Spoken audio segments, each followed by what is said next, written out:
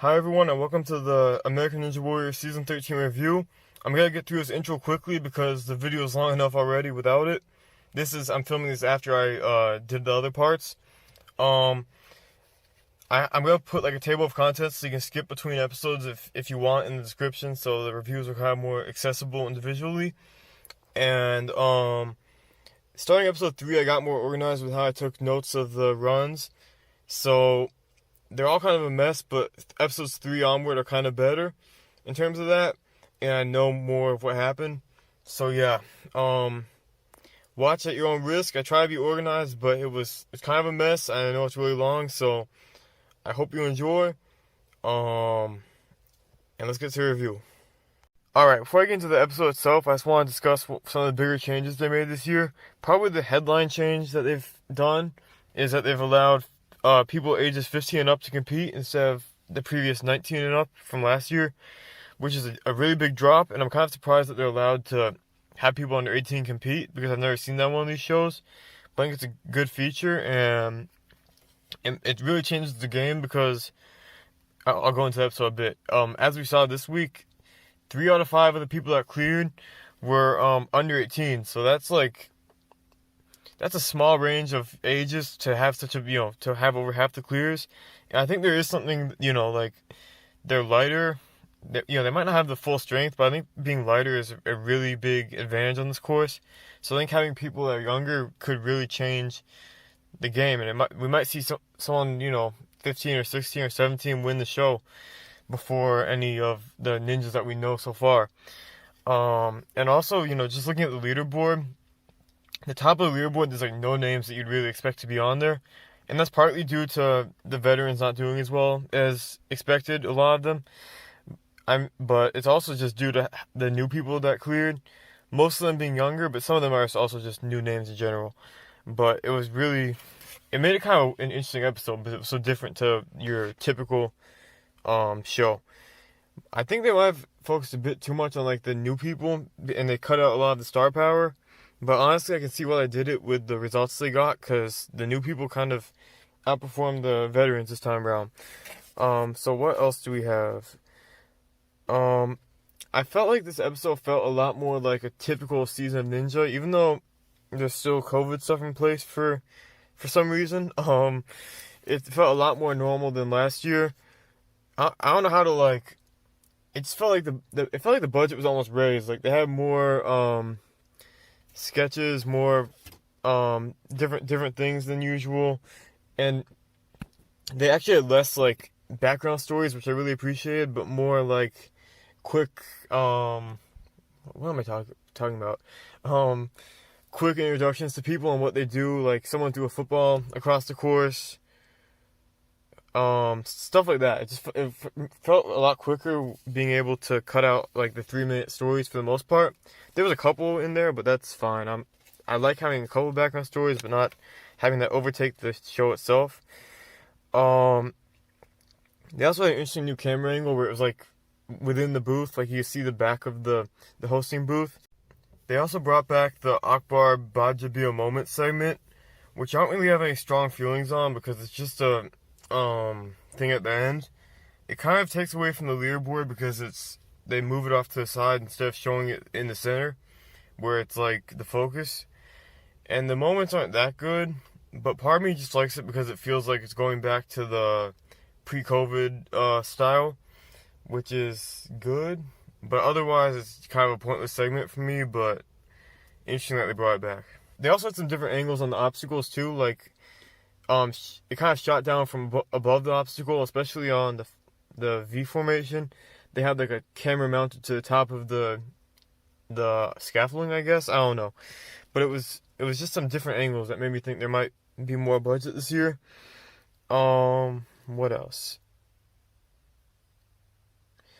Oh yeah, in place of some of the stories, I felt like they had longer while you were away segments, like after the breaks, because they showed a lot of people on there, and they also just showed those runs in more detail. I mean, it was still like an abridged look at their run, but it had a lot more like talking about each obstacle and stuff, which I think is okay because it still gets through the runs faster, but also gives you a bit more of an idea of how they did. I could be wrong about that, but it felt longer to me. but I haven't watched the show in a while, so maybe I'm completely off on that. Um, yeah, I think this episode was pretty good. You know, it felt unique. It felt like in some ways it felt like a return to like the typical format, and in some ways it felt like some new stuff was added, which I think is pretty good, especially after such an off year last year. I think it's good to see that.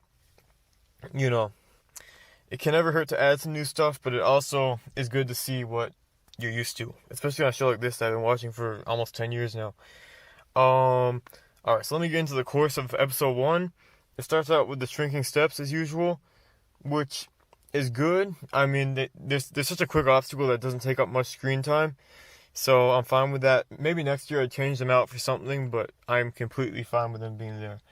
Oh yeah, this course was interesting because all 4 of the middle obstacles were new. Well, I guess one of the balance obstacles, which I'll get to, the split decision thing, but one of the balance obstacles was recycled, but I mean, 4 of the 5 obstacles were new, which is really interesting to me. I think it's good. And I know, I saw from the trailers there'll be some returning obstacles too, so I think that's good to have a lot of new obstacles and bring back some of the better ones. I don't know, like, if they're gonna do what they did last year, where they keep elements of the course the same for consecutive episodes. I would like if they'd change it each time for each group of competitors, but I feel like they might not, because since they're in the same place, it probably does help them budget-wise to not change it. I'd like if they just go around that and do what they used to do, but I'm not sure if they will. But anyway, okay, back to the course. So the second obstacle was called the overpass. This one they advertised like a few weeks before the show started, or a month before the show started. It's you have to go across a few bars that are hanging just like monkey bars, but then you gotta catch this bar this bar on top that slides down when you start the obstacle, and you have to cross the first few bars quickly to catch it and reach out to it and it's gonna keep sliding on the track after you reach out to it, and then you sway to another bar and dismount. So it's kind of like what was it called? The ring chaser from last year, in that you have to do the first part quickly to catch the bar. Last year, you had to do the monkey bars quickly to catch the ring. So it's a similar thing. And like the ring chaser, if you're not fast enough, you can still complete the obstacle, but instead of getting to grab the bar as it goes past, you have to do a full length lâché. So it's kind of a trade-off if you go fast or if you go slower and you have to make a bigger, more risky move. So I think that's a good idea. So next up is split decision, which I didn't introduce at the start is one of the changes because I felt like it was more appropriate in the obstacle segment. This year they teased us a few weeks ago also that for the balance obstacles, they're going to have 2 choices every time, and the contestant has to choose one or the other based on which one they think they're going to do better on, which one they think is safer. I don't know exactly how I feel about that, because I kind of like the idea of Ninja Warrior being a linear thing that's like a test of your abilities, and everyone has the same course. But at the same time, I feel like this is a fair way to mix it up slightly, and it's been done in other countries, so I can see, I thought myself it might be interesting to see it on the show, so I'm fine with it being there. And especially in this case, I felt like both the obstacles they chose were pretty even in terms of difficulty, so it made for some interesting choices compared to like if you had the broken pipes and the spinning bridge or something and it was an obvious choice. I feel like these 2 were pretty evenly matched, which is good. So in the front we had the spinning log, which is kind of a throwback obstacle. You run across that cylinder, and as you run over it rotates. And this is a version with that little circle in the middle that you have to step over, like a hurdle. I would say this is probably the favorite obstacle this episode based on what people chose. But then again, we didn't see everyone run, so you don't get the full picture. And then on the other side, you have the what was it called? Domino Dash? I hope I got that right. If not, I'll put a subtitle at the bottom to correct myself. But yeah, you have to run. It's kind of like Domino Hill from season 5 of Ninja, but you have to run across 6 dominoes, and they get higher towards the middle, and they get different spacing, I think. And basically, it's one of those obstacles where you have to be light on your feet and really quick in order to clear it. And I liked the obstacle a lot, but I did feel like the metal on the sides of it was kind of dangerous if people fell because it was so close, and if you fall head first onto it, I feel like that could be bad, obviously, but I feel like there was a good possibility of someone doing that. Luckily, no one did, but, I think that was one danger. Maybe if they made the dominoes wider, they could avoid that because people would be farther from the metal. But I think maybe they scaled it down a bit to make room for the second obstacle in that pool. So, I think it's okay, but I just don't want anyone to get, like, brain damage or whatever. But yeah, I like the obstacle itself. In this case, in this episode, I don't know which one I'd choose. I think I might choose the dominoes just because I'm so worried on the spinning log to, like, I don't know why. I'm worried to run across those, like, rolling things like that, so I think I'd rather do the dominoes. But honestly, I'm not sure which one I'd have a better chance at crossing because balance is such a tough decision for me. But yeah, I think that's a good point of the obstacle that really made a choice that people had to make, and it wasn't an obvious one. So I look forward to seeing that in the future, and I hope that they continue to change those obstacles there and not just rely on the same two every time. Then we move on to obstacle 4, which was tipping point. This was an interesting one. It's so you start with this, like, what do you call it? Like a honeycomb shaped bar. Well, it was like it's so hard to describe. It was like a board with like honeycomb shaped grips on the end of it, and you had to grab onto those grips and ratchet it up. Like you'd swing your body, and it would ratchet the board up, so it would be higher up. And then once you got high enough, you could transition like across to a second board. It's kind of an awkward transition because it was like you had to make a 180-degree turn to grab the second board, which would just be like a rectangular board. And this one, you have to cross over the other side, and it will slide down into place for you to dismount. So you had to hold on at the end for it to like abruptly drop, and I think that shook some people off because they weren't expecting the force of the drop. So I think this obstacle didn't feel like a typical A&W obstacle to me. It felt like I liked it, but it just felt a bit more complex, having the different board shapes and different actions of each board. But I think it was a good choice to have there. It's not too hard, but it's hard enough for a fourth obstacle that I think it made a really good fit. Obstacle 5 was also kind of a weird one to me. It was called V formation, and it's another new obstacle, as I said. So the first half of the obstacle is going upward. You have to grab onto this like triangle shaped handle and ratchet it up this I keep saying ratchet because I don't know what word to appropriately describe it. But you have to like, it's kind of like the ring jump. You have to like you have to hang on and use your backwards momentum to slide up the track. And as you did, you'd like push past these metal stoppers and lock the ring into place.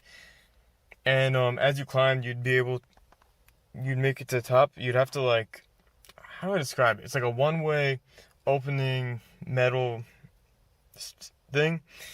I don't know how to describe it. But yeah, once you made it to the top of that, you transition to this little ledge in the middle, like a wide cliffhanger ledge. Well, it's not a wide ledge, it's just a typical, really oversized A&W ledge. And then on the way down, there'd be these V-shaped grips, V formation. And you'd have to, I think there was 4 of them, 2 on each side, and you'd have to swing from one on one side to the next on the other side as they descended. So it's like, what's it like? It's kind of an original idea actually to have that diagonal motion on the V-shapes. So it felt like a new obstacle. And there's a couple times when people fell in this part where you see how fast they were spinning. So that gave you an idea of how loose they were and how hard it was to grab them evenly so they wouldn't spin out from under you, because they just went so fast like that. But yeah, this obstacle was, I think, it might have been too brutal for a 5th obstacle. I would probably have it 9th in a region because it just seems more appropriate there. And also, I think I like the obstacle, but I feel like having that first half mixed with the second half is kind of makes it weird. It's just like, it's not like a really weird thing like the bouncing spider where it's just a bunch of stuff thrown together. But I feel like it could have been like the first half and the second half could be their own two concepts and not mixed into one thing, because it makes the first half feel kind of more like a filler that just leads to the actual intended obstacle V formation. So I like it, but I just think maybe they could have a couple of V's going up too instead of the track that you have to slide the handle up, which might just improve the fluidity of the obstacle. But again, I think it's a good stunt, and it's obviously a tough obstacle. And then we end with the mega wall and the warped wall. So you'd have to choose between the 14.5-foot wall or the 18-foot wall. This time we saw almost everyone choose the 14-foot wall, but we saw one person go for the mega wall, which we'll get to. And it's the warp wall. It's good, it's classic, but it was nothing different this time. Just the same old obstacles we've seen, but there's nothing wrong with that. So I appreciate having that there. And I think overall this course was a pretty strong one. I liked having all the new obstacles, but it was kind of hard to... I didn't know the names of the obstacles till the end of the episode, just because there's so many new things to account for, which is a good problem to have because it means they're putting a lot of effort into the show. I'm just curious to see how many new obstacles they have in future episodes, because I hope they didn't use them all at once. I'm sure they didn't, but I just want to make sure that we haven't burned out of all of them already. Because if these obstacles are an indication, I think we have a lot of good ideas to come. So hopefully we see more of that in future episodes. There haven't been many spoilers this year or course pictures because it's all been inside with no audience. So I have no way of peeking at the future courses, and that's kind of interesting because it keeps it exciting every week. So I look forward to seeing that in due time. And let's get to the competitors.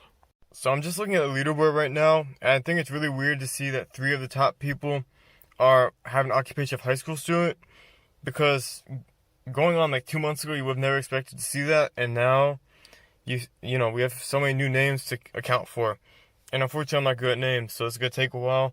But I'm trying to remember everyone, and the first place person I do remember, his name's Isaiah Thomas. He was 15 or 16, I'm not sure, but he was really good, and you can tell that he's gonna become one of the new names that they really hype up a lot, especially to advertise their new twist. And he just looked really great throughout the course, and he was the only competitor to try the mega wall. He wasn't too far off, he wasn't extremely close, but I mean, he came probably a foot and a half short of the top, and he made a good attempt at it, which is respectable. I mean, he knew when he got there, I'm sure, that he was going to move on easily because only 4 other people got to the wall, but it was still a nice attempt to make. Then the second place person was Elijah Browning, who's also a younger person. I believe he was the one that had sports cards, baseball cards, I think. And he had a really good run too. He made it into second place. He cleared the course. And yeah, was he the one that skipped halfway down the V formation and only used 2 grips? I can't remember, but I think he might have been. Then third place is the only name I kind of recognized from previously. It's Jody Avila. He was skipped, but they showed a while you were away segment of him clearing, but his run itself was not shown in full. And so was number 4, Vinny Castronova. So good job to you two, even though they didn't show you. I think it would have been nice to show at least 4 out of the 5 people that cleared, because it was such a slim pickings for people clearing this week. I know they want to show the difficulty of the obstacles and show a bunch of people failing too, but I feel like they could have crammed in Jody or Vinny. They didn't have to show all 5, but 3 out of 5 is kind of not enough, I feel like, for a qualifying episode. But whatever. Alright, so number 5 was Jonathan Godbout, who was he the one that was a drummer? I think so. And he seemed pretty good at the drums, and he cleared the course. 5th place is really good. And I just realized that the top 5, they only showed the only 3 people that showed clear were the ones that were kids.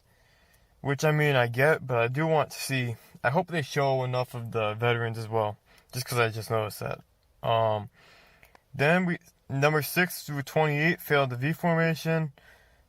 6 through 26, I'm sorry. So that's a deadly obstacle. That's 21 people on that obstacle right there.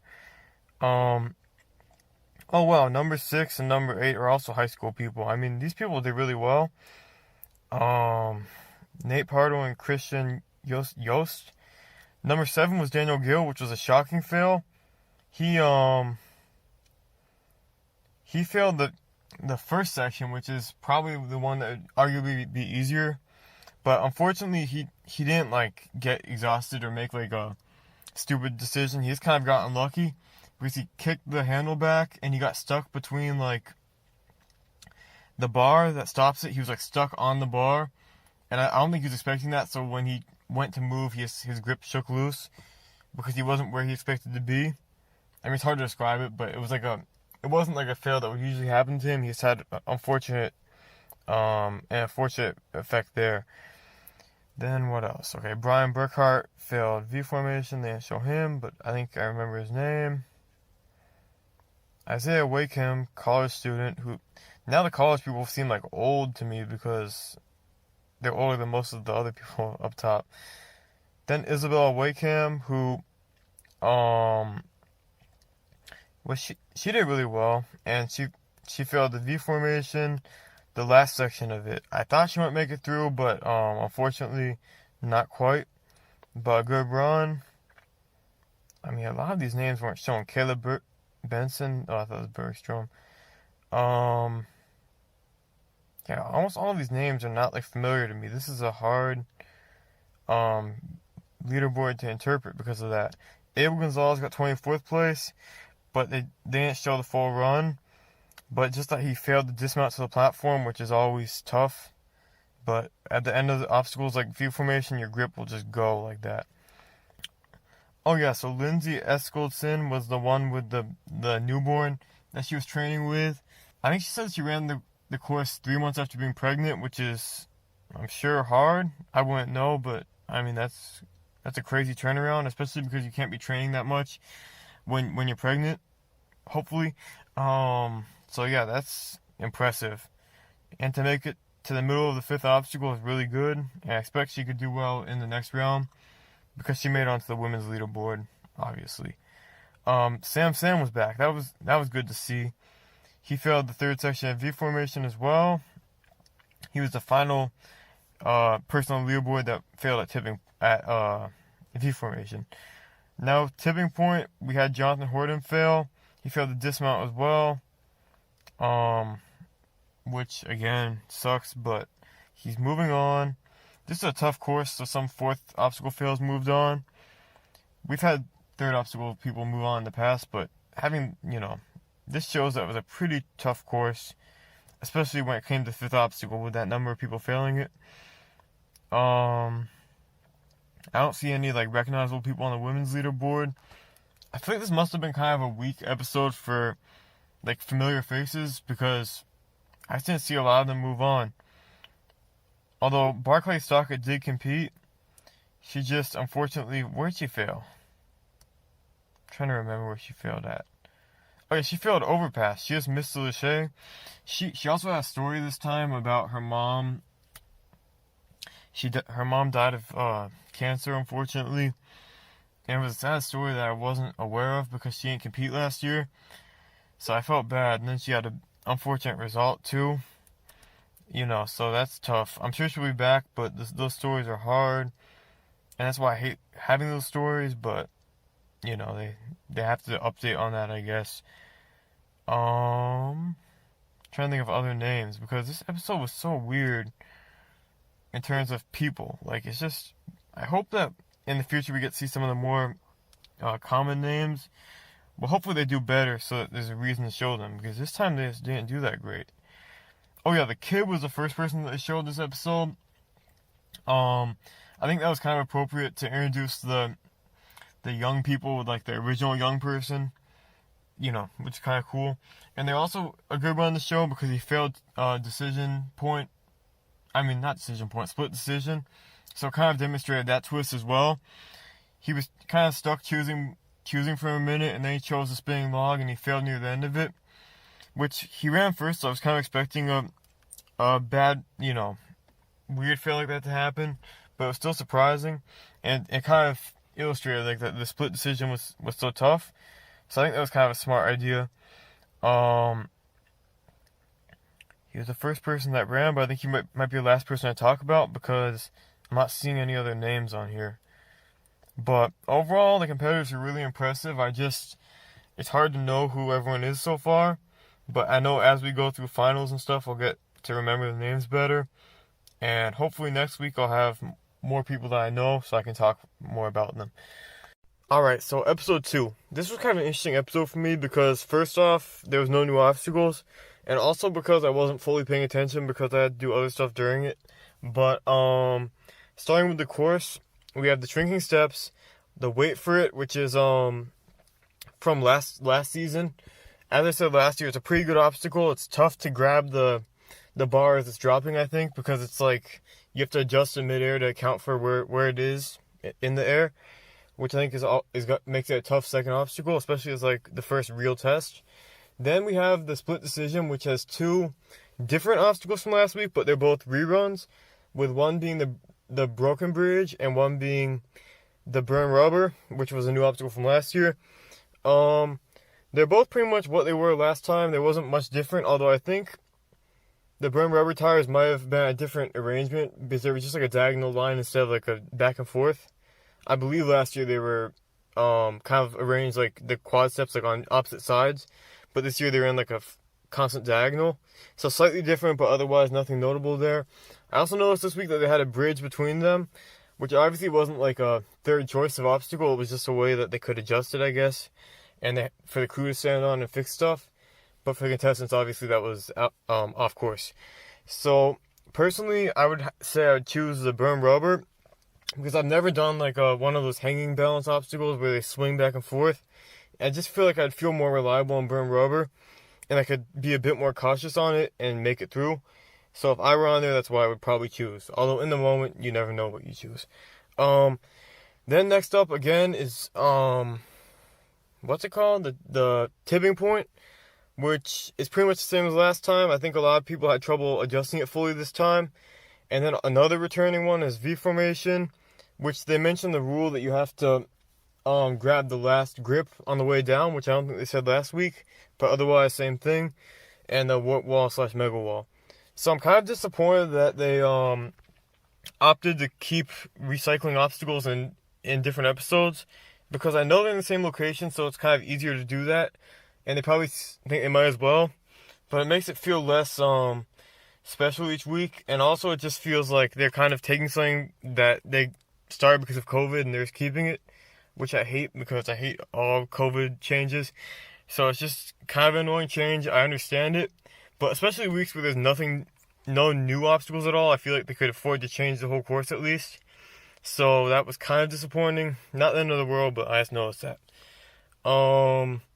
Yeah, so that was a pretty quick course segment because there wasn't anything new to cover. Let's move on to competitors. Alright, so now on to the competitors. So we had 7 people clear, which is still very low compared to most seasons. A bit higher than last week, but still low. Then we had 17 V formation fails and 6 tipping point fails move on. Does that make sense? Yeah, that makes sense mathematically. So yeah, it's kind of the same exact thing as last week virtually, especially because it does the same obstacles. It has the same, approximate amount of people on each thing moving on. So I hope that next week they leverage the time to change out more of the obstacles, especially the last couple, because those tend to be the most important. And by the way, the top 5 women all qualified on the main leaderboard. So this week the women's rule was not even necessary. So that's good to see always. So we'll start at the top of the leaderboard. The first place, again, was one of the teenagers we had, was Kaden Lebsack, who I've been following on Instagram for a while because I first saw him a few years ago do a 14-foot lache, and I've just been following him since that because that's a very big jump, and he did great here. He had time of 1:49 and cleared the course pretty easily. And I think the way they played him up, kind of like the kid from last week, he's got to do pretty well later on, but we'll wait and see, I guess. Second place was Lucas Reale, who has been a competitor for longer. Third place was Joe Moravsky, who finally got to clear the mega wall after. Did he clear it last year? I can't. I know he had trouble in seasons 10 and 11. I can't remember if he cleared it last year or not, but he was the only one this time to clear it so far, and he made it look pretty easy. I think he could have gone up another, at least half foot, maybe full foot. So that was a big improvement. That was good to see. Then we had Josiah Pepel, who also attempted the mega wall. He didn't make it up, but he's another teenager who made it through the course, I think. I'm trying to remember. Was he the one from New York who ran near the end? I can't remember if he was, but he did really good. Then we had Anthony Porter clear, Victor Chan and Dan Champagne, who was the guy who, I think he was a rookie who competed because another competitor stayed with him and he has decided why not compete as well. I'm pretty sure of that. I wasn't really listening to the story because I was doing other stuff, so hopefully that's not completely off. But he had a good run. I think he was the first clear of the night, and he made it look he made it look pretty good overall. He got kind of caught up on the V formation, the descent on that, but he made it through, and pretty early in the night actually he made it through that. Then we had Julius Ferguson was the best fail because he failed V formation the fastest. Who else do we have on here? Oh yeah, Lance Pekus failed the V formation. One thing about that obstacle, I think, is that it's kind of, I don't want to say arbitrary, but it's very easy to make a little mistake that ends your run. And I think that's why we've seen it take out so many people, including Daniel Gill, who failed on the going up part of the obstacle. But the whole thing is just kind of capable of knocking you out because it tires your grip out, and then if you make a small misjudgment on the way down, you're pretty much done. So it's a good one. It's just really technical, I think. It's kind of awkward too, but it works. Again, we have a lot of new names on the leaderboard that I'm not sure of. I remember Xavier Dantzler. He was one of the teenagers that competed. He did pretty good. I wish I could be more specific about these runs, but it's hard to remember the names, especially when there's so many new people at once. True Becker. Oh yeah, he was one of the teenagers that competed over the break. And a lot of the younger people, I guess, are going to have those new names that are kind of weird. So that's going to be something else to keep track of. Let's see who else is on here. There's also some people that aren't on the leaderboard that I have to think of because there was, again, some surprising fails early on.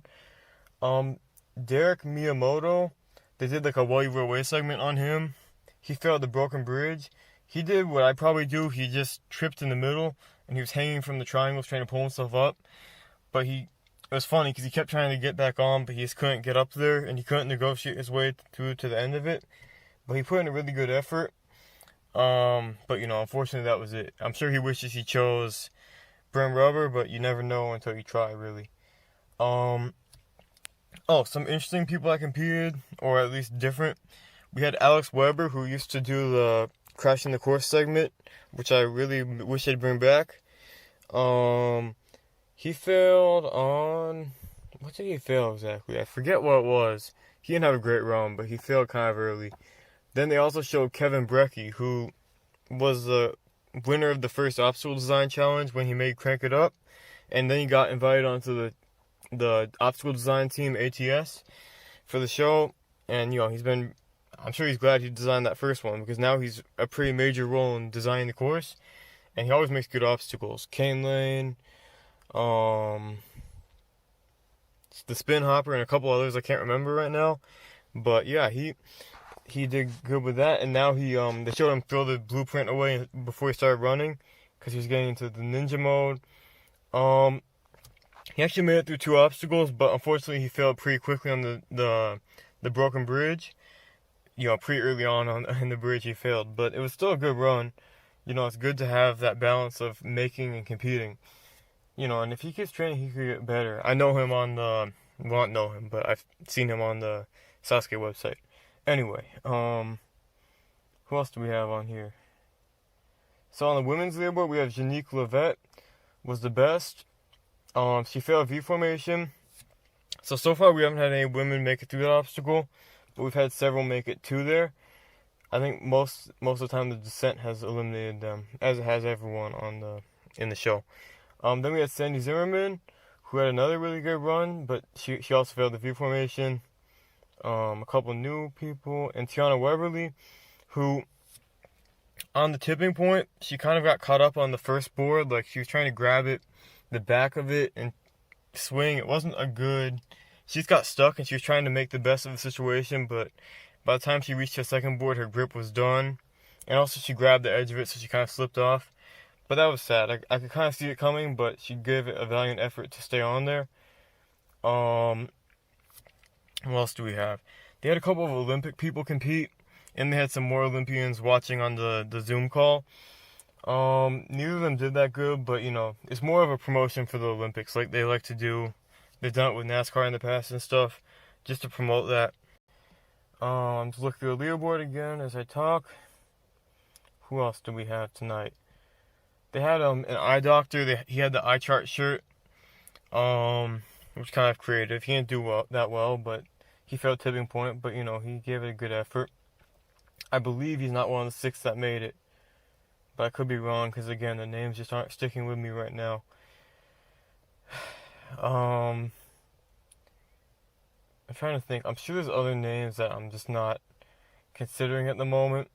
They had one guy who, unfortunately, they showed him 2 years ago failed the shrinking steps, and I kind of saw it coming, but he failed the shrinking steps again. Just the way they're promoting it, I could tell it might not go well, and unfortunately, yeah, he tripped on kind of the same spot and failed. Now, the first time he failed, it was in LA 2019, which apparently there was rain that night, which is why the third obstacle was the cutoff, because everything was just so slick and people were falling everywhere. But this time it was inside, so I'm not sure what the excuse is. But, I think that obstacle would still be tough, so I understand the difficulty. But, yeah, that was a shame. Then there's a couple other people that I'm not sure on the name, unfortunately. But overall, I think there were some interesting runs in this episode. I think a lot more people struggling on the tipping point, which might have exhausted them for the next obstacle as well. Just, it's hard to line that transition up properly, so we saw a lot of those struggles. And yeah, again, there was less background stories this week and more like, I guess, on-site, like, little things like to illustrate their theme or their personality, you know what I mean. The quality that they want to present, because they always have to have each person having a special gimmick or whatever.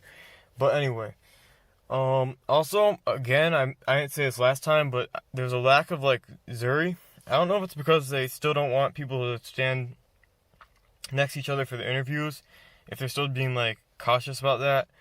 But either way, it's just weird. I feel like we haven't seen much of her this season, except in like the intro and a couple of interviews, but it's just less. But yeah, overall, it's kind of a standard episode. In some ways, it felt similar to last week, but it also had some good changes. And hopefully next time they can have some new obstacles ready. I know that if they recycle 2 obstacles to this episode, we're probably going to have 2 reruns going into next week as well. That might be, this time they'll keep wait for it in the same split decision obstacles, I'm guessing. But I haven't looked at the trailer for next week, so we're going to find out then. So that will be interesting. But overall, it's a pretty good episode. Alright, now it's time for episode 3. I enjoyed this one more, I think, because the week off might have helped make the course seem fresher, especially because they repeated some of it again, which isn't great. But at least it was from episode 1, so we had several weeks off from it, actually, because the break and the episode 2. It's not ideal, but it's a bit better, I guess, in terms of freshness. So I tried to take better competitor notes this time because I've been struggling with names and stuff, especially with all these new people. and because these obstacle segments could be quick, because it's mostly repeats. So stringing steps started the course, which were fine. No one really fell in them that I can think of. Then we had the overpass again, which I still like. I think they put some kind of blue tape on it. Maybe, I'm guessing it's to make it easier to grip. That's my best guess, but it doesn't seem to do much. Then Split Decision has the spinning log and domino effect combo, which I got wrong in the first one when I call it what do I call it? Domino run or something? Yeah, it's called domino effect. I still think I probably choose domino effect at this point, but I'm not sure. They're both pretty, for balance obstacles, they're both pretty considerably tough, so I'm still not sure on that. But I like them overall. Then we move on to the new stuff, starting with Air Surfer, which is kind of an interesting thing. There have been similar things in the past, I feel like, but at the same time, it doesn't feel like a rehash. It's basically grabbing onto, it's like a surf snowboard, and underneath it are two handles that you grab onto, and you gotta hop the bar down.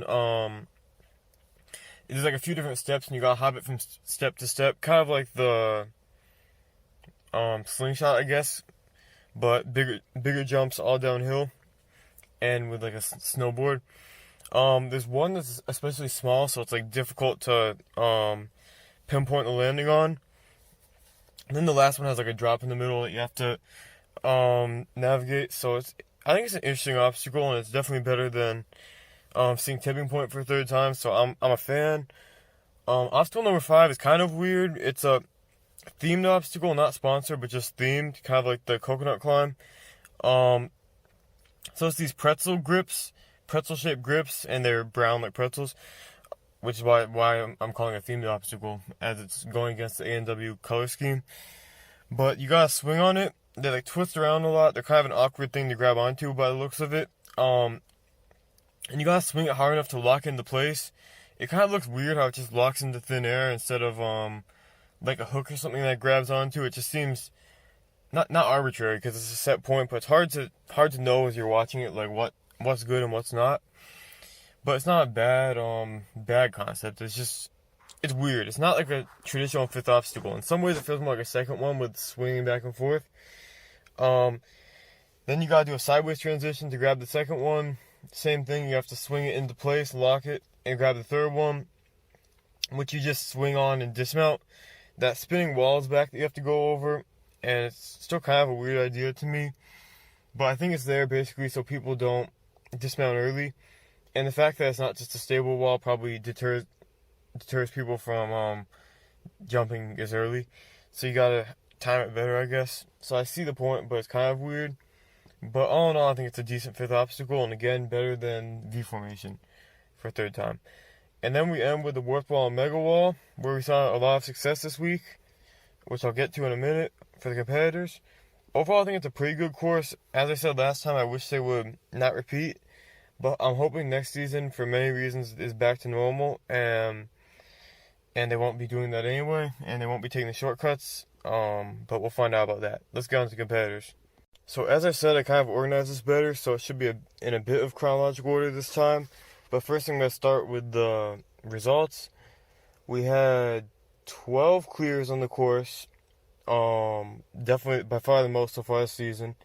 Then numbers 13 through 29 failed the pretzel twist, and then we had one lucky survivor who wasn't identified, but his name is Lenny Lopez, who cleared from the Air Surfer. So congrats on being fast to make it into this last spot. And 2 of the women on the women's leaderboard made it onto the main leaderboard, FYI, which are Alyssa Barcelona and Charity LeBlanc. Okay, so we're gonna start with the order, which is starting with Brendan Mears, which they had a profile on him failing balance obstacles and how that's haunted him for the past 4 or 5 years. And I was thinking maybe he's finally going to overcome it and they're building up to that, or maybe they're building up to another fail. So I really had no idea. And it turned out that he failed it. He chose the spinning log and failed it. And you could tell he was pretty upset with it. And he said he's going to turn over to the new generation and possibly stop competing, which I think is like not dumb, but I think the show's trying to push this thing that it's like all these kids are doing better. But I think there's a lot of veterans that would still do well if they'd invite them back. You know, I mean, a lot of new kids are great, but it's just like it's kind of like they did a few years ago with David Campbell, where they tried to phase him out, and it just feels forced and feels like they're trying to appeal to a new audience, I guess. I could be wrong with that. That's just my thoughts. But I hope he keeps competing because I like him. I guess I'll do Dan Palisi now. He cleared, but they skipped him, but he did clear. I believe he failed. He failed the mega wall, but he did clear. So that's all good. Then we have, who else do we have? I shouldn't have gone out of order. I'm lost now. Then we have Owen Dyer, who, he was the young one. I kind of liked the story. It was just about training, I think. I think that's the one I'm thinking of. I like that, and I noticed on the overpass he missed the grab to the bar, so he had to make a lache instead. It might have been by design, but I couldn't tell. But I think he played it well to just do that big jump, because that reach is tough when you overreach and then you're hanging by one arm, so I think that was a good choice. Then he did miss the wall, miss the 14-foot wall, which is pretty rare these days, but at the same time, when you're shorter, it's easier to do that. And he still made up on second attempt, so no big deal. But it was kind of interesting to see that because it's so rare. He was the first clear of the night, by the way. I didn't write everyone's name down who wasn't very notable, or who didn't do especially well, but I did write, the clears mostly. Then we had a montage of while you were away stuff, which showed Michelle, which I'm surprised they cut her, and I'm surprised she's back because she said she might not come back this year. But it was good to see her, but unfortunately it was quick because she failed the domino effect. Then they had Booty Cothran, I don't know what he does, but he's the older guy that weighs like 100 pounds, who I like watching, but unfortunately they skipped him. He had a misstep, like before getting onto spinning log, he misstepped on the platform, which messed up his attempt to cross the log. I think if not for that step, he would have made it because he wasn't too far off, but it was a bad start, and unfortunately it caught up to him. And then I don't know who it was, but this lady had a good save on the domino because it fell like horizontally, and she was able to climb back up on it, which is good to see. I'm kind of surprised it's legal, but I mean, it was a good save. Then we had a wakeboarder who cleared the course. He had this side profile about his wife who had some immobile disease or illness, which is a shame, but there's a lot of stories like that with diseases and stuff this season, and every season, but I'm noticing it now. But that's too bad. But I'm glad he cleared. Then we had this man who I kind of like this story. He works with kids I think kids with special needs. He had one of them on the Zoom call or whatever it is, cheering him on, which was nice. And I was surprised how well he did, just because he didn't particularly look like a ninja. But obviously he did really well. I was scared on the steps because he almost missed the rope grab on the shrinking steps. But he made it there, and he made it through 3 more obstacles, and unfortunately failed the pretzel twist. I think it was grabbing the second pretzel, which is what got most people. But it was still a good run. I don't believe it put him on the leaderboard, but I'm not completely sure. I wish I knew these people's names. There's so many new people this season. So yeah. Then I think it was that segment where they had this coming up segment, which by the way they have more of these like long segments about what's coming up, and now they're showing some like spoilers, I guess, of what's gonna happen on the course and stuff. And here they announced that they'd be giving away money, which spoiled that there'd be a mega wall clear, or in this case 2. But yeah, I don't like that. I think they should they could say maybe there will be, and it might imply that there will be, but at least it won't be like giving it away. It just makes it feel like fake. I don't like spoilers on this. Then we had Bryce Buckland. His dad died which is sad. And I think his dad was a fan of this band. Was it called Cheap Trick? I think it was. I didn't know the band until I saw it, but it was nice. They did a cameo appearance on the screen, and it was good. He what did he do? Oh yeah, he missed the jump on the air surfer. I think he was really close to reaching it, but I think he failed on the one side and just unfortunately didn't make it through. But it was still a good run, and then Zuri interviewed him in the water. They're still doing the social distance or whatever you want to call it interviews, which is kind of dumb, but whatever. But he said how nice it was to get the cameo appearance, so that was good. Then we have some more skip people. They skipped Kevin Carbone, who cleared, which is good to see. He's the one that designed the wing nuts and stuff, which they mentioned. He also designed something else. A few other things, but they mentioned another obstacle that I'm not thinking of. He put his hat on the buzzer when he cleared, which I don't remember now, but I wrote it down, so I'm saying it. Then Tyler Gillette went. They said he went slow throughout the course to prepare for the mega wall. He was saving his energy for then, but unfortunately he did miss it. But he cleared the course, so not too big of a deal. But now we have Brett Strong, who did clear the mega wall. He was a rookie. I think he's the one that worked at the summer camp, or volunteered at the summer camp with the kids. He had a really good run, and he cleared the mega wall, which is surprising from someone you don't really know of. But it's often some of the people that have cleared the mega wall so far have been surprises. So that was good to see. I still say it's unfortunate that they spoiled it, but it was still a good moment. And kind of a surprise coming from him, just because I don't know him. Then they have Grant and Nick, who, they've been billing as friends for the past couple seasons, Hawaii and Alaska. They both filled the exact same spot on the air surfer. I think they both missed the same side, which side it was, I can't remember. I think it might have been the left side, but I'm not sure. I kind of liked how they cut to the break after with them talking and just going on, and Matt and Akbar cut them off. I like that joke, I guess. That was good. Then we had the youngest clear yet ever from Enzo Wilson, who was skipped, but he's 15. I think we've had other 15-year-old people clear, but he must be the youngest, because that's what they said. So that's good. And then we had the last round of the day was another junior ninja, who actually won both seasons of the junior show, which I only watched the first episode of season 1 because I just couldn't get into that.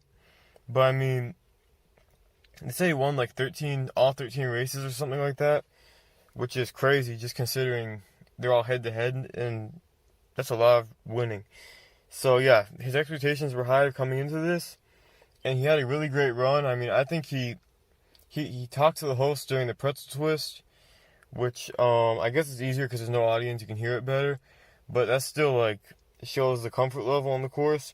And then he cleared the mega wall, which I'll admit I was expecting that they were only gonna have the one clear, so this at least kind of made up for a spoiler that there was a second one that I wasn't aware of.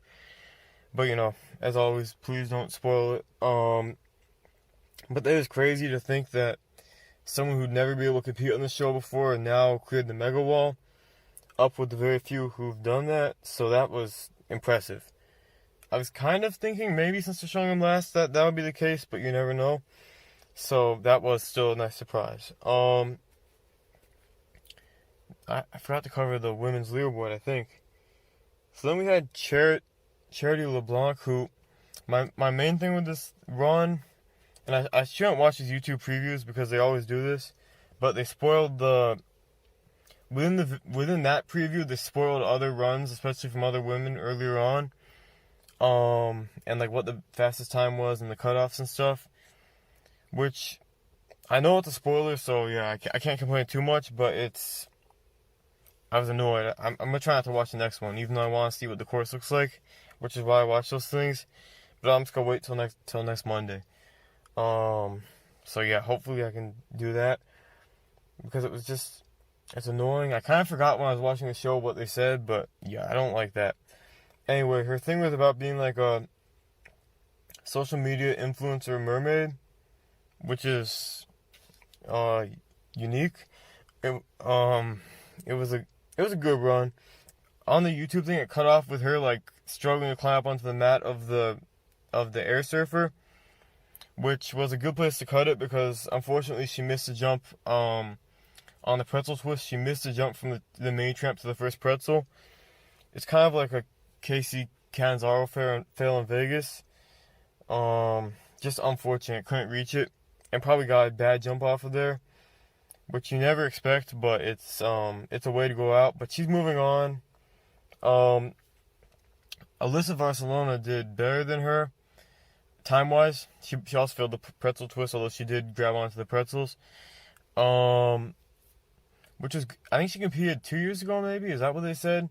Because last year it was a tighter list because, they had the stricter COVID stuff. So that was good to see. She did well. And apparently she's been injured like 5 times. So I'm glad she did well today. And good luck on finals. Then we had a music teacher earlier on in the show. I think she got 3rd place of the women. And she had a good run. She failed the air surfer. But again, as a rookie, we got some impressive results today. I guess every episode of the season has had a lot of rookies because of the kids and just trying to get new people on. But I'm still impressed with a lot of the new people this time. So also the fastest time of the night was by RJ Roman, who was just shown quickly on a What You Were Away segment, which I think is crazy for the fastest time of the night. Then we also had Amir Malik take 2nd, who was in the top 8 last year. Who else do we have here? 3rd place and 4th place were some of the junior ninjas. 5th place was Kevin Carbone. 9th we had Dan Palizzi. Then the fastest fail, well, not the fastest fail, but the best run that didn't clear the course was Wei Qin. It's a I guess Chinese last name. Who failed the pretzel twist, but it was a fast run, so that's a good way to ensure that you move on. Then we had Devin Harrelson in 15th place. I recognize his name. And then 24th place was Todd Bourgeois. Pardon my lack of French. And then 30th place, as I said before, was Lenny Lopez, the only air surfer fail. So another person who was back this week from taking a year off last year, thanks to the COVID limitations, was the gambler Tony Miles, I think. He bet, I think, $250,000 that he'd clear the course, which shows you that he must have a ton of money to make that bet, hopefully. And he didn't clear the course, so he took, I think, 29th place on the leaderboard, so he will move on, and maybe he can win the whole thing and get some money back. He could still profit $750,000 from this, but my money is not on him, sadly. But it's interesting to see that they showed it in the Akbar Bajabia moment segment instead of the main show, but it was still an interesting moment to see. I think all in all, it's made for a good episode. I hope we get more obstacles next time. I'm guessing there's going to be 2 repeats, either on the 3rd and 4th obstacle, either on the 2nd or 3rd obstacle, or the 4th and 5th obstacle, based on what we've seen right here. Kind of as they did last year, but different pairings. But, I'm enjoying it for what it is, and at least we have less, and we'll go to Vegas at some point to get away from this kind of format. And maybe the LA course will be all different obstacles. That's one thing I might be able to look forward to. Or it might be all recycled from this course, but I'm going to cross that bridge next month. And yeah, it was a really good episode. I'm kind of looking forward to the next one and the surprise obstacles because I'm not watching that trailer. Yeah, so I'm excited. Alright, so we've reached episode 4, and I'm once again pretty much on the positive with this episode. I think it felt a bit more traditional in terms of the results we saw, where we had a lot of good teenagers, but we had a lot more veteran success this week. And overall, I really enjoyed the episode. So let's start with the obstacles here. Again, we have this situation where they're repeating 2 of the middle obstacles because that's how they're doing it this year. But I do like most of the course. Alright, so as expected, the sequence began with the shrinking steps, which were pretty much just there as usual. Then we moved on to a new obstacle, the double down, which is essentially the double dipper from Vegas, but less fluid. It was more of a... First of all, you had to kip up the bar. You had to hang from the bar and kip up the track, so it would be more diagonal, because it started out like horizontally. So you gotta make it diagonal so you can go down the track, like same shape as usual, that upside down parabola type shape. And then you gotta launch the second one, but instead of making one move to it, you have to build up some swing, with the exception of one person that did a whole no stopping. They just jumped straight to the second one, but typically you have to build up some swing. And then same thing with the second one, you gotta kip it up so it's more diagonal and slide down it and jump off to the platform. So this is, I think it's pretty good. It felt kind of awkward with all like the extra moves compared to the double dipper that I'm used to, but at the same time, I think it's a good starting test. It has Lachey in there. I think it's a pretty good one. So let me move on to another new split decision. It was kind of an interesting one to me because it had the block run, which we haven't seen it since 2 years ago, because last year didn't have that many balance obstacles. They're having to bring some obstacles out of the storage room for this season because they have 2 balance sets, so they're having to get a bit more creative with it. And unfortunately, they haven't made too many completely original obstacles this year for balance, but it is good to see these old ones back. And one of the old ones they brought back is the log runner, which is surprising because it's been a few years, and I think it caused some injuries when it was there in Oklahoma in 2016. So I'm surprised to see it back, but I do like it. And honestly, I like the wipeouts it gets. And we saw a lot of this one tonight because that was the competitor's very much preferred choice. Personally, I think I would choose a log runner as well, but it's pretty close. Because I think of the block run in Atlanta, which was really easy before they made like the sliding and the smaller blocks. But that block run now looks intimidating to cross. And even though they say it has a higher pass rate, I would still be a bit nervous to try it compared to the log runner. But both of these ones are pretty tough. I would have a hard time deciding on it. Then we move on to the rerun part of the course, which is kind of a letdown after some good starting obstacles, but at the same time, at least I like the air surfer. Like last time, you gotta go down, hop the board down the track. It's pretty precise. I noticed tonight just how precise those first 2 leaps are, because there's not much track to land on. What they did say tonight that was different, or that we didn't hear last week, was that the obstacle was designed by a fan, like one of the obstacle design challenge things. It was a 15-year-old girl, I think, who designed it. The weird thing is that she was watching one of her family members compete, so it kind of seems like set up. I don't think it is set up, because why would they go that effort? I guess they maybe invited him on because he had relations to someone who made the obstacle. But it just seems kind of like when what's his name, Kevin Carbone tried the wing nuts, which he designed. It just feels kind of weird. And then this guy failed the air surfer, so it was so weird that he got taken out by his daughter's obstacle, or I don't know if it's his daughter, whatever it was. It was just a weird sequence. But it's good to know when the obstacles are designed by fans, because I don't like when they take credit for the ones that they didn't make, so that was good to hear, which I should have said last week. And then we had the pretzel twist once again. It's still kind of an awkward obstacle there. I don't dislike it, but it's just a weird 5th obstacle. It still feels a bit more like a 2nd obstacle to me, but at the same time, I don't hate it. And then we end up with the mega wall and warped wall, which are the same as usual. We had less success on the mega wall this week, but as usual, the warped wall was pretty simple and not many people had problems on it. I don't think anyone we saw had problems on it. But yeah, overall, I'd say the course is pretty good. The reruns are always a bit of a letdown, especially when they're the second half of the course.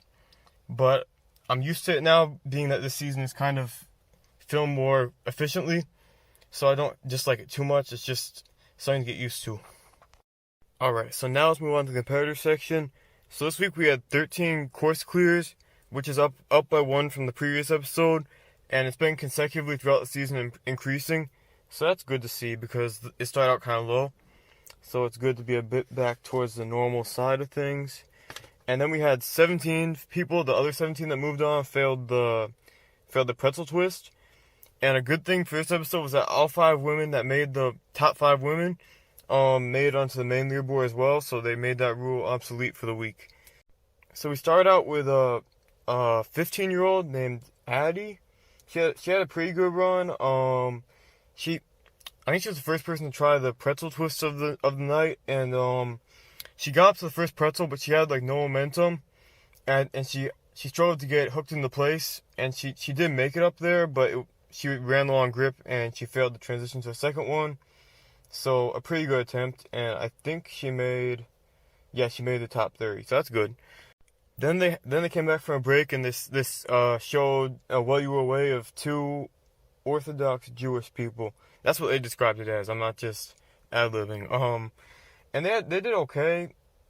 Well, one did okay, and then the other unfortunately failed the second obstacle, the double down. And what was weird was his family on the video call thing, like scored his flip with like the numbers that you hold up. So that felt like it wasn't staged, but I don't know why they had the numbers ready if they weren't expecting that. So that was weird.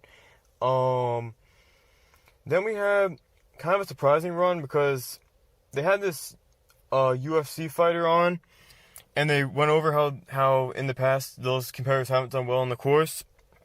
And then they had her go and she failed the steps, which I kind of like that they show that because they very rarely show like people struggling on the steps. So I think that was good to mix it up. It's probably only to promote the Olympics, but I still like that the idea of doing that. So good for them.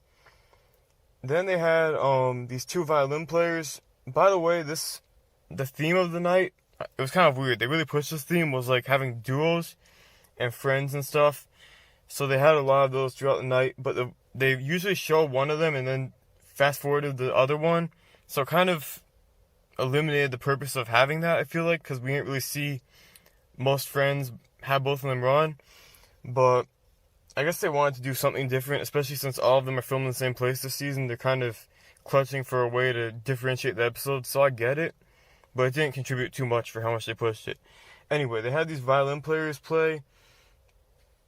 compete, and they both failed the pretzels, or the one they showed failed the pretzels. I'm not sure about the one they skipped over. But yeah, so I think he probably moved on. I'm not sure, but he had a good run. Then we had another younger person, another high schooler, Jay Lachey. That's a nickname. It's not his actual last name, but he did good. He was the first clear of the night. I've seen his page on Instagram, I believe, and he didn't make it up the mega wall, but he did make it up the 14-foot wall. So that was good. So then we had, after the break, they showed, a guy with an Amish family, and he did pretty well. He failed the pretzels. What I thought was funny was they said that they'd love to have his parents watching, but they couldn't because they don't have a TV or a computer, and it's just not a common issue to have, so I thought that part was funny. I don't know if it was meant to be, but I enjoyed that part. And then they had, I forget who it was. They showed this lady who competed in season 4, but what I noted was that they call it season 3 and they say it's from 2011, but it was actually season 4 of 2012. So I wanted to correct that. They've done that before where they get the year wrong, which is just silly. And that's the only time they had a course that looked like that. So I don't know. It's just sloppy of them. Unfortunately, I don't remember how the run went, but I wrote that down for that reason because I thought that was interesting. Then they showed Casey Rothschild. They skipped her over. She did well. She made the top 5 women. She failed the pretzels, right? Yeah, she failed the pretzels, but she had a pretty good run. Then we had Nate Hansen, who I remember from last year. He has the deficiency of the growth hormone, and since he ran last year, it shows that he had he was contacted by a family with a kid with the same thing, and they had him watch the run, so that was nice. And he cleared, so that was a good moment, good segment. Yeah, that was good. Then we had this was a big segment that they skipped over. Unfortunately, it was Adam Rail clearing and Sean Bryan clearing, especially Sean Bryan, who's done really well. Actually, Adam Rail has too. They skipped over 2 really big people there that I wish they had shown because those were important runs. And also, Sean Bryan had kind of an awkward moment on the pretzel twist that they did show because they, fast forwarded the run. They showed him hit his back on the spinning wall of the pretzel twist, so that looked painful. But he it was pretty clear he was gonna make it through. It just looked tough. Oh, then they had some. They're really pushing the Olympics this season because I guess that's their big thing for the channel this year. So they had this Olympian come into the booth, and her husband was running the course, and she like commentated on the run. That was good. It was kind of a fun idea just to differentiate it. He made it to the I should have wrote this down. I think he made it to the air surfer and then fell, but he missed the landing. I'm pretty sure of that. I hope that's right. But yeah, it was just a good run. He's not gonna win the thing even if he did move on, which I don't think he did. But it was an interesting run to show, and I'm sure they plan on showing it for the promotion. Then they had more people that I kind of wanted to see that they skipped over, being the OGs, Brian Kretsch and David Campbell. So they showed that Brian failed the air surfer. They recapped that 6 years ago he got the ankle injury on the rotating bridge obstacle. So at least he got something, because sometimes he doesn't get any kind of showing, but it would have been nice to see his full run. But at the end of the day, they're kind of making way for new people this time. And David Campbell cleared, which was good to see, but he also had a kind of awkward moment on the wall, on the pretzel twist wall, where he like straddled it, which looked painful. But luckily it tipped in the right direction, so at least he got to make it for his trouble there. Then they had another junior ninja, Caden, and they said how he like overcame his arguments with his dad by doing the ninja training, so they bonded over that, which was good. At least it was a happy ending, I guess. He looked pretty good throughout the course. I noticed on the air surfer he was very well centered, which was good, and he came close on the mega wall, which I didn't think he was gonna make it up, but he was pretty close there, so that was a good attempt. And no, he wasn't the closest, because there was someone else in a While You Were Away segment that touched the top, I think, but it was still a good attempt and a good moment. Then they had a drone pilot. He flew a drone over the course, and it was pretty good. Then they showed in his piece, they showed him flying it over like some the woods and some canyons and stuff, which was pretty. But unfortunately, he had a decent run, but he failed a pretzel twist, and they said his drone made it farther than him, but he did well, and I think he moved on. I'm pretty sure. I'm not entirely sure, but I think so. Then we had Ethan Swanson, who I kind of liked how they did this, because they showed the time to beat on the screen, which like 95% of the time means that they're gonna beat the best time if they show it. But this time it was kind of a twist because he missed it by a couple of seconds. So that was a surprisingly surprising edit. I liked that they did that. I also wish that they would show the clock regardless of the competition, because it's just generally nice to see the clock on screen, and it helps. It's just normal to see it until a few years ago when they cut it out. So I'd like that. I think they save time or save effort by not editing it in. But it's really important to have on the screen, so I would appreciate if they do that again. But anyway, I like that twist of that surprise. Oh, and he was the first competitor of the day to choose the block run, because right before this run, they made a big deal out of how everyone chose the log runner instead, and how the block run was unattempted despite it having a better clear rate in the past. So it was kind of interesting that he chose that. I think someone else almost chose it. It might have been Nate Hansen, but he was the first one to go for it. I think only Alyssa Beard followed, so I think this obstacle was unfailed this week, which is a rare thing to say for a region. Then we had While You Were Away segment with Austin Gray, who's another person that I feel like they should have shown due to being runner-up last season. He failed the pretzels, which is kind of surprising. And then they also showed Alyssa Beard fail the pretzels. So that was... A lot of good people got taken out by the pretzels this time. They're kind of awkward. They're just a tough obstacle to crack sometimes. Then they show Megan Marin, and she got a job analyzing the rock climbing for the Olympics this season, this game, which is good. They're really pushing the Olympics in everywhere they can this year, but at least they're happening. And she said she wanted to get the sideline reporter job for Ninja. That's her top job, but she'll settle for the rock climbing thing. And she's the first woman to clear the pretzel twist, which is good. But unfortunately, that means she knocked out Alyssa Beard, who didn't clear the pretzels. That was a good run. Good to see her clear again for the first time in, I think, 5 seasons, maybe. Yeah. Well, she cleared the women's course, but I mean, like in the regular season. Then they skipped over another run that I kind of wanted to see. Chad Flexington, who I remember from a couple years ago, mainly just because he's a fun character compared to a lot of the stories they do. It's like just a fun sort of story. It's like a alter ego for his real self. He's wears the American pants and stuff. And this time he also wrote himself a check for the Mega Wall, but unfortunately he couldn't cash the check because he failed the obstacle before it, the pretzels. But I'm pretty sure he's moving on. I think. I'm not sure. I hope he is. And then they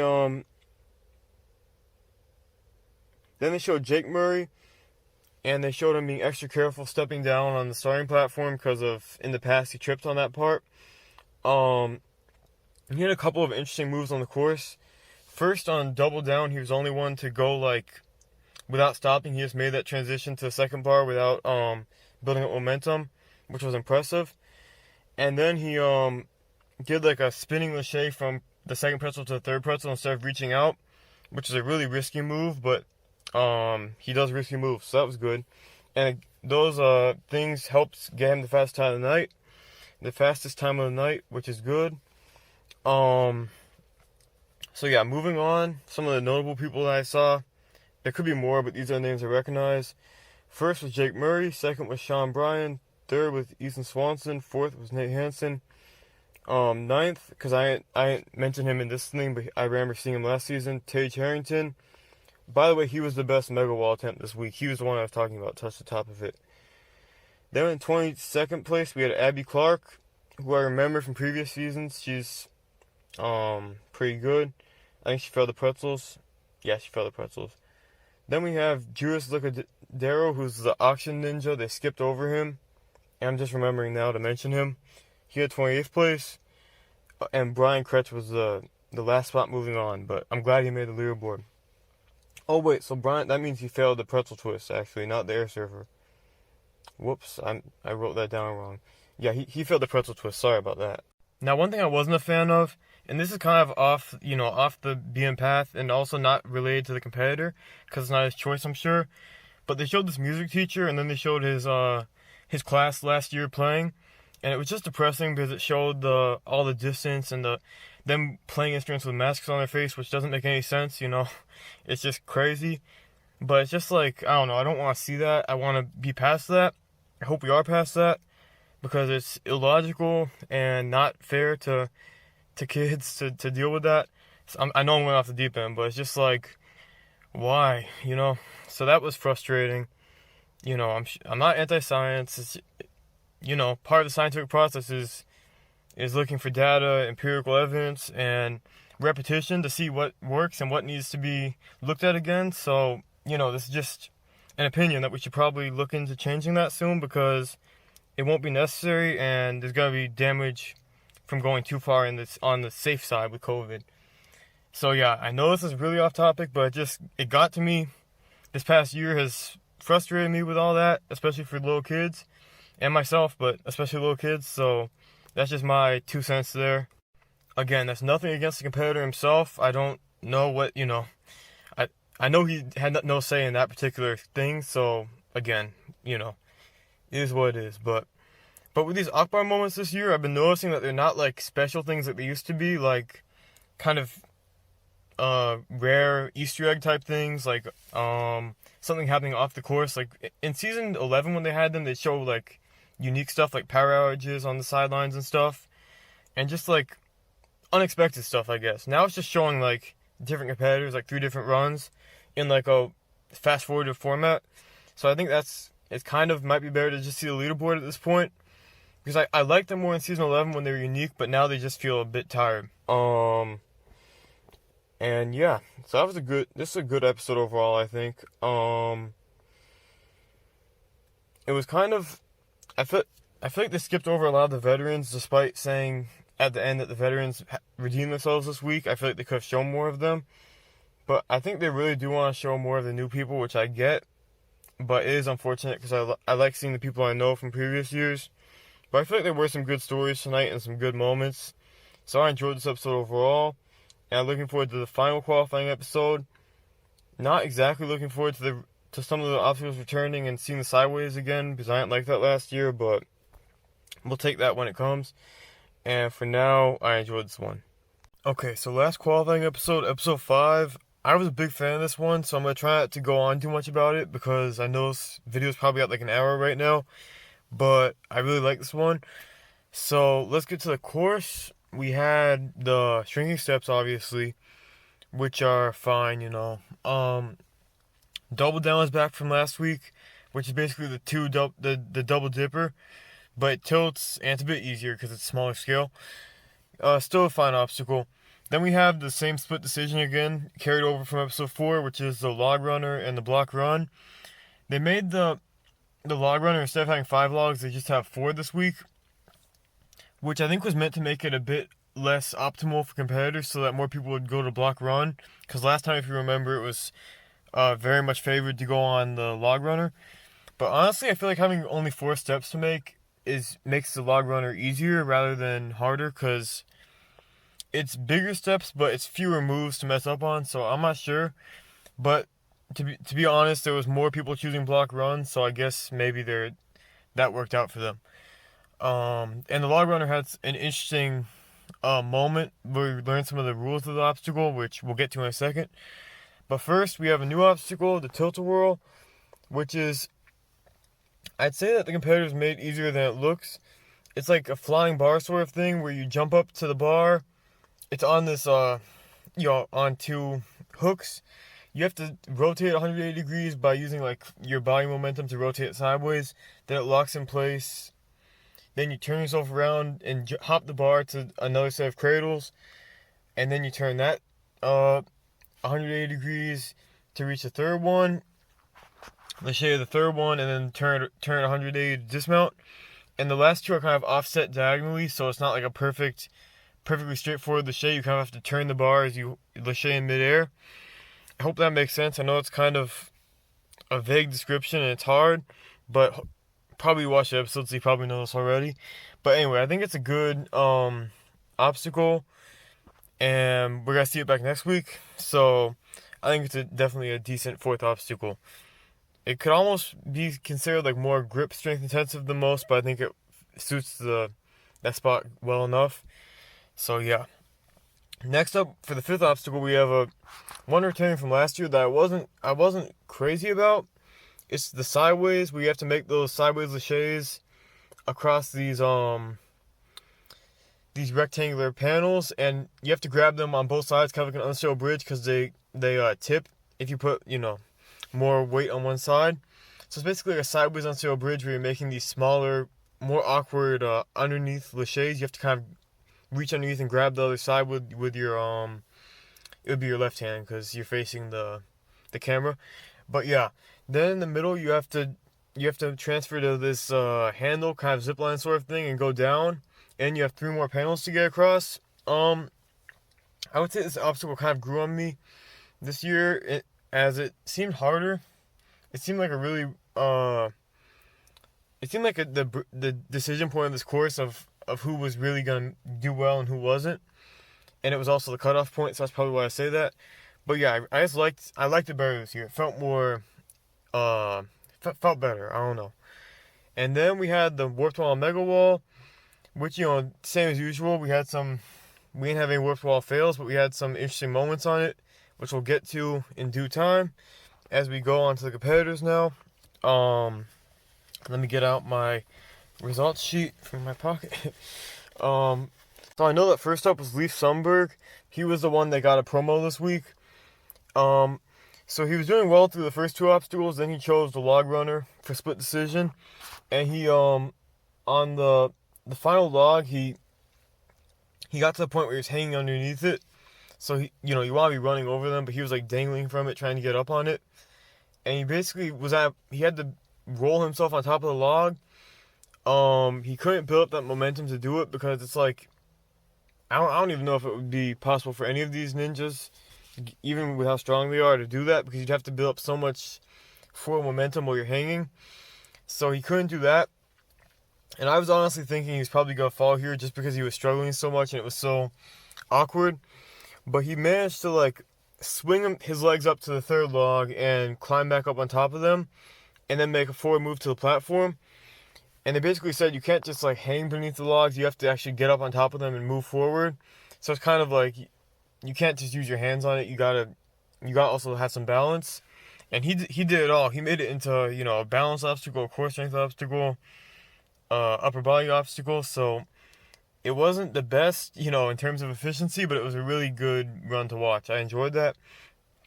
Then he unfortunately crashed on the sideways, but for a first run where, usually things go wrong, it wasn't a bad one. And I believe, no, he's not moving on, but he had a good run. That was a good save from the log runner. Then we had Megan Rowe, who I kind of remember from Tacoma of 2019, because they did this thing where it was like the battle of the Megans, and only one of them was going to be able to advance. So I kind of remember it just from that thing. But they did a profile piece on her this time, and she's actually, she does axe throwing, which looks intense. You like put the axe behind your head and throw it forward at the target. And they showed her getting a bullseye. So that was cool, and it was a pretty short profile piece, which I appreciate, instead of like spending 5 minutes on a story. So that was good. I kind of underestimated how she'd do just based on like the time constraints of the show. I thought it was about time for a commercial, so I was thinking she's got to fall on earlier, but she ended up falling on the sideways, second competitor in a row to fail sideways, and she moved on. So that was a nice surprise. She got second place among the women. So yeah, I underestimated her just because of how the show was formatted, but I'm glad they mixed it up there and surprised me. Then we had another good story. I'm trying to skip through people usually, but there's lots of good runners and stories tonight, so it's gonna be harder. Abby Steffel, she had, what was it? So her daughter had alopecia, and she had like a cleft lip when she was born. So she had to get the surgery, and then she recently has developed alopecia on her head, which, Kevin Bull, who by the way isn't back this year, which is a shame, but Kevin Bull is the representative of that for NW. And then the son has autism, and the story was basically about how you can make the best of what you have. You can persevere, which I liked better than a lot of those kind of emotional stories where it's just like sad. I liked the motivational message in it, so I was happy with that. Good to see them cheering her on. She did well. She failed the tilt-a-whirl. I really thought we'd see a third person make it through a sideways in a row, which would be interesting. But she was trying to dismount the tilt-a-whirl, and she flipped out. She has lost her grip at the last second, which is a shame, but still a good run. And no, she didn't advance, but still a good story. Then we have Flip, and he was kind of early on in the episode for who he is, so I was a bit worried, but then you can never tell sometimes these days with how they edit it, which is a good thing. So Flip ran, and they did a piece on how he's friends with, how he mentors this, what's his name? Cal Plohoros, I think, who's like a junior ninja. I think he's 15 or 16. And the theme of this week, by the way, was like mentors. And last week they did the friendship theme, and this week they did like a mentoring between the veterans and like the new kids coming into the show, which I think is interesting that they're trying to do themes. I guess they just try to differentiate the weeks a bit, so it's not too bad. It's not bad. It's just an interesting concept for them. But Flip unfortunately failed the sideways as well. I kind of saw it coming the way they were talking, but but it's still surprising with him just because he's so reliable. And I'm always rooting for him, but it happens. So he's moving on, but kind of an early exit for him. And here's one where they kind of went with this theme a bit, where like the student beats the teacher kind of in this case, because Cal cleared the course, which is great. The junior ninjas are still doing really well this year. So an interesting part was that he did try the warped wall. He went straight to the warped wall. He tried it and he kind of rammed right into it on his first attempt. I think he was just going too fast and he didn't like rest up after the last obstacle. And if you don't collect yourself between them, it can get like, you need to get your stamina back. So he just took a second to breathe after that and he made it up easily. So that was good. He was the first clear of the night. Relatively early on, but that was good to see. Then what did we have? So then we had some more people that competed in Tacoma from 2019. It was these brothers, twins, and they had this bet going where the loser would have to get a haircut, and they had like longer hair, so it's like a really different, like a buzz cut sort of thing. So they've done this before. They've done it before with Ryan Stratus and Brett Sims with their beards. So I was kind of like throwback to that, but yeah, I figured because they skipped through one runner, so I figured okay they're gonna show us the one that's gonna win the bet just based on like A&W would probably choose to show the better person on most of the time, but they kind of they surprised me again and they proved me wrong because they both filled the same spot. So it ended up being that the one running that we saw the whole course actually lost a bet and he had to get his hair shaved. So that was an interesting little piece. It's good to have fun stories like that sometimes. Then we had a fast forward segment after the break with Miles Avery, who is a gymnast, I think. Yeah, I remember him. He flipped out on the double down, which was unfortunate. He's done decently in the past, but he's older too, so he just flipped out there, unfortunately. Then we had the imposter Nick Hansen, this new competitor who actually did pretty well. He failed the sideways, and they showed the Nick Hansen we know, the Alaskan one, on Zoom he said, "Will the real Nick Hansen please stand up?"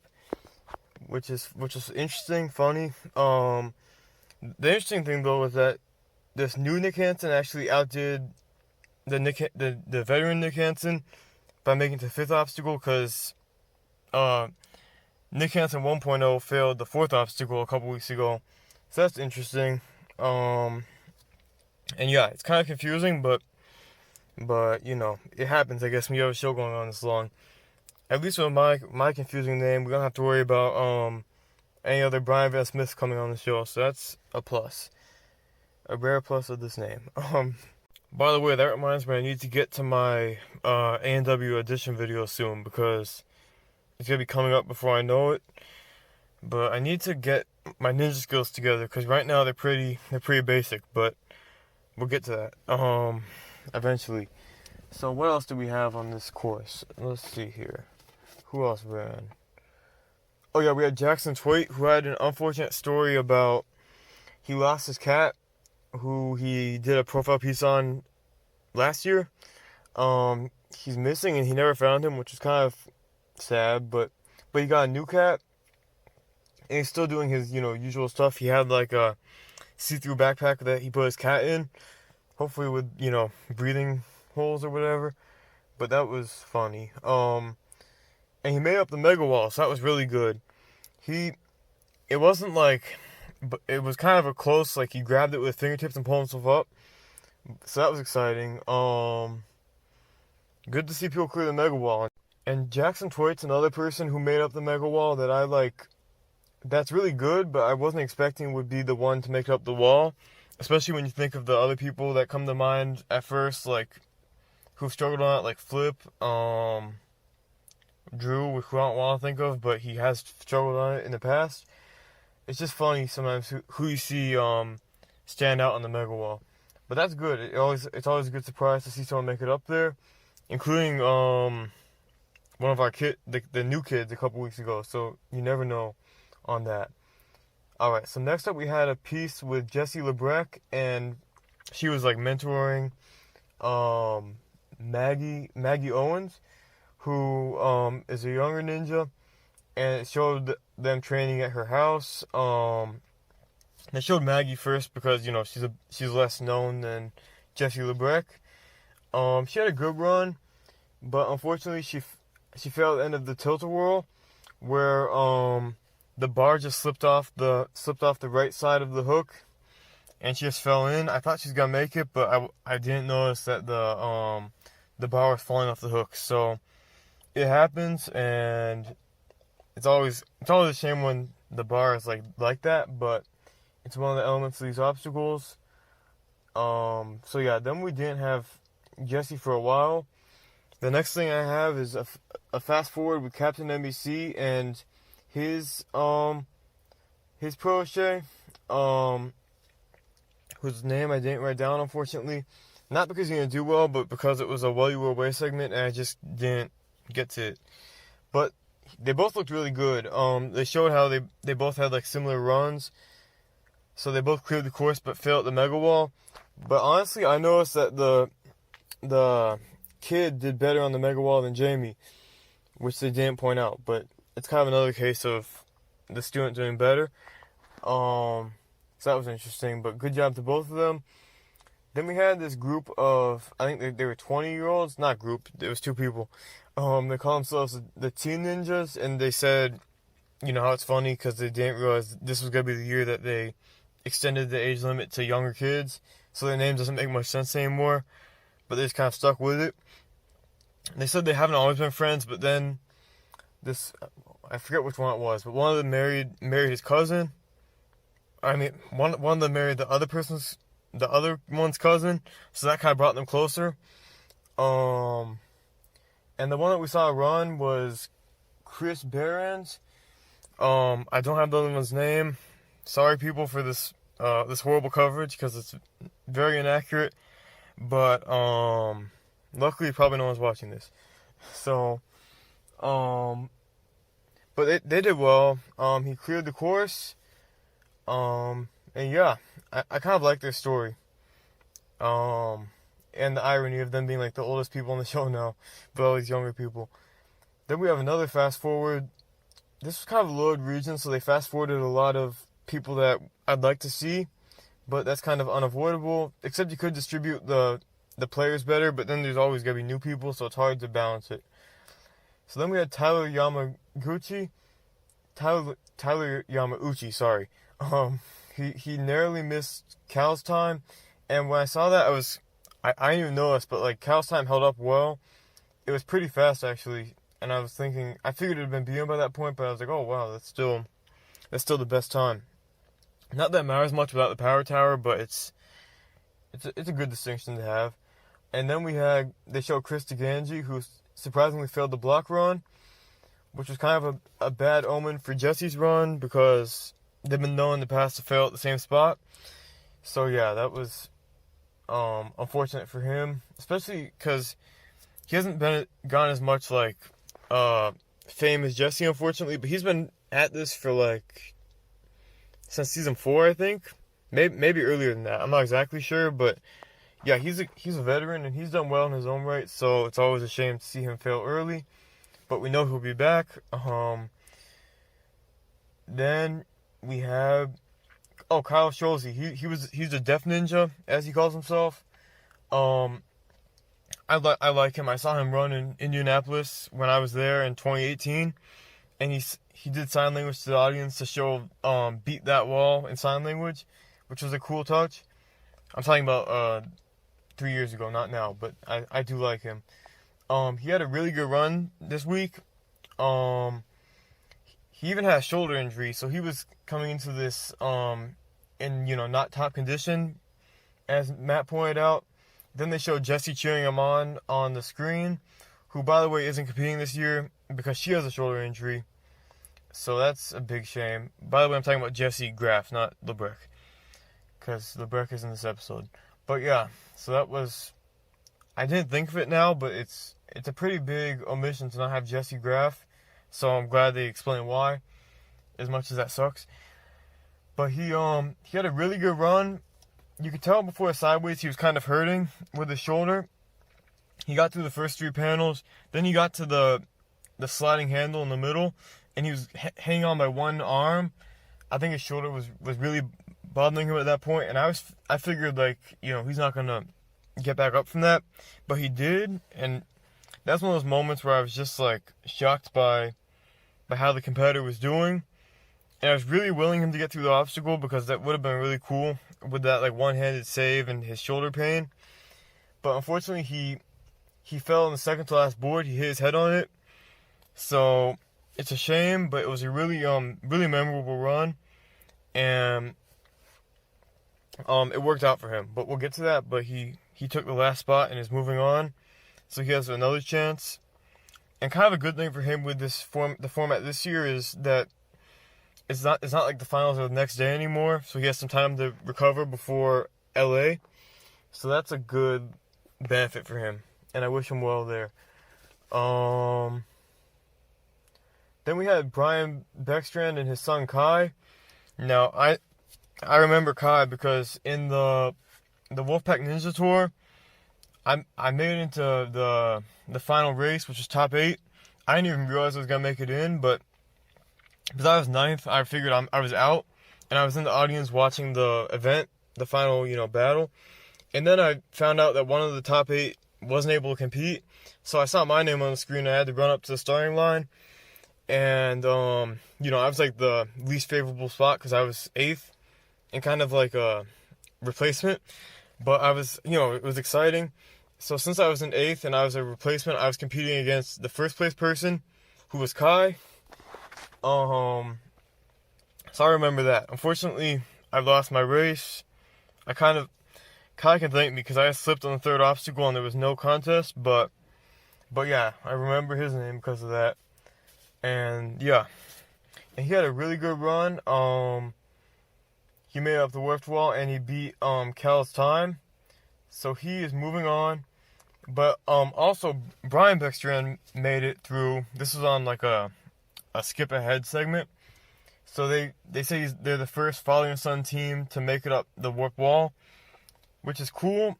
It's kind of like when they did the first mile up the warped wall thing. It's not really like a huge thing because it's not like a extremely common distinction anyway, to have a father and son compete.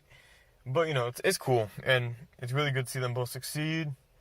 And yeah, okay. Then we had Jesse compete, Jesse Lebrecq, who looked really good throughout the course. One thing that they pointed out was on the sideways, she went backwards on the middle handle to kind of build up swing and momentum. I think that was a good move because it helped her move forward and keep the momentum moving back and forth rather than like perpendicular to the course. It gave her the right swing to keep going. So I approve of that strategy. I haven't tried it, but it looked good. When she made up the wall, they said you're going to Los Angeles, which is true, but it's it's weird to hear because I'm so used to you're going to finals, you're going to Vegas, so it's different to hear Los Angeles. Just that's the thing I noticed. But then we had a break, the last break, and we went to a fast forward of Kyle Soderman and Hunter Girard, who are friends and they always compete against each other. Sorry, water break. And this time was really close. They skipped through both of them, but they showed that Kyle Soderman beat Hunter by a second. I think it was a second, 1 or 2 seconds. And so as usual, a really close race between them, and they're both moving on easily, so that's good. I'm hoping they'll give them a bit more coverage in semifinals because I think they're good competitors. Then our last runner of the night was Michael Torres. They did a piece on like his goodwill last year because both of his teammates fell early, and he said he promised to them that he'd do his best to get them through to semifinals by winning the power tower. So he kind of sacrificed his his own safety by going really fast to get the fast time of the night and go to the power tower, which is a cool story. I don't know if they pointed out last year, but it's interesting. It's about the course. I like when it's about the show itself, so I appreciated that little piece of information. But unfortunately, it didn't work out for him tonight, and he fell on just the second obstacle, the double down. He explained to Zuri, because Zuri interviewed him afterward. I think he thought he was gonna go straight to the platform, but then he had but then he realized he didn't have enough momentum, but he was already peeling off the bar, so he just failed to reach the platform. It's a shocking fail. It's not like he can't do that obstacle. I'm sure 99 times out of 100 he'd do it easily, but he's had an unfortunate draw there. I kind of like them ending on this moment though, because it's usually someone clearing the course, but it's good to see, a surprise. I like surprise endings, and I was rooting for him, but stuff happens, and I'm sure he'll be back next year. So I really like this episode because it had lots of, it had a pretty good course, lots of good competitors, and just some good moments, and I like the stories, which I'm not always a fan of, but it all just worked tonight, I think. Alright, so quickly going through the leaderboard, we have Kai in first place, so cut me some slack for losing to him, because he's very fast. So good job to Kai. Then we have Cal, so the top two are new kids. Then we have Tyler Yamauchi and Cam Baumgartner, who were both fast forwarded. Then in fifth we have Jackson Twait. 11th we have Eric Middleton. 14th we have Philip Scott, who I know from the Sasuke website. So good job, Philip. 17th is Jesse. 18th is Jamie. 19th is Flip. So I'm glad they're all moving on despite Flip failing the sideways. Then we have Donovan Matoria in 20th, who I also know from the Sasuke website. And the final person to move on is Kyle Scholze, who benefited from Torres' early fail. Then for the women, we have one who cleared the course, Jessie Lebrecq. 3 who failed the sideways, Megan Rowe, Taylor Ahman, and Jamie Ross. And then one tilt-a-whirl fail being Ava Colasanti, who I don't remember seeing, but I think they skipped through her run. But good job to everyone who moved on. And again, I really enjoyed this episode. So looking on to the semifinals in LA, I'm going to do a video on that eventually, I believe. Hopefully it'll be shorter because I've gotten a more efficient system going with this note-taking I do during the episode. But yeah. So qualifying's been good. There's been some repetition between obstacles I've criticized, I know. But at the end of the day, I've liked most stuff. And it's honestly grown on me through the weeks. I think they've gotten the balance right of showing new people and old people in the past 2 episodes. So I'm excited to see what we have going forward in the new obstacles and how they're going to implement that second split decision in semifinals. So until then, thank you for watching.